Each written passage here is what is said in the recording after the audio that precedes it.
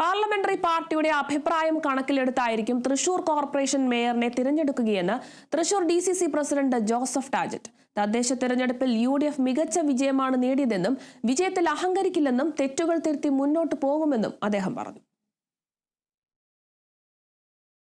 തീർച്ചയായും മേയർ അല്ലെങ്കിൽ deputy mayor എന്നുള്ളതൊക്കെ പാർലമെന്ററി പാർട്ടിയുടെ തീരുമാനമാണ് നടപ്പിലാക്കുക. അതിലൊരു നിലയ്ക്കും ആരുടെയും ഇടപെടൽ ഉണ്ടാവില്ല. അത് തീർത്തും പറയാം. പൂർണ്ണമായി പാർലമെന്ററി പാർട്ടിയെ ഞങ്ങൾ വിശ്വാസത്തിലെടുക്കുന്നു.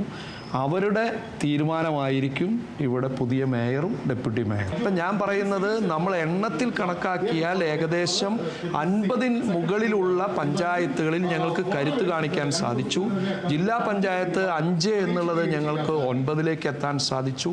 ബ്ലോക്ക് പഞ്ചായത്ത് 3 എന്നുള്ളത് ഞങ്ങൾക്ക് 6 ഒരെണ്ണം ടൈ ഉൾപ്പെടെ 6 ഞങ്ങൾക്ക് എത്തിച്ചേരാൻ സാധിച്ചു എന്നുള്ളതാണ്. അപ്പം അത്രയും വലിയ മുന്നേറ്റമാണ് ഐക്യജനാധിപത്യ മുന്നണിക്കുണ്ടായത്.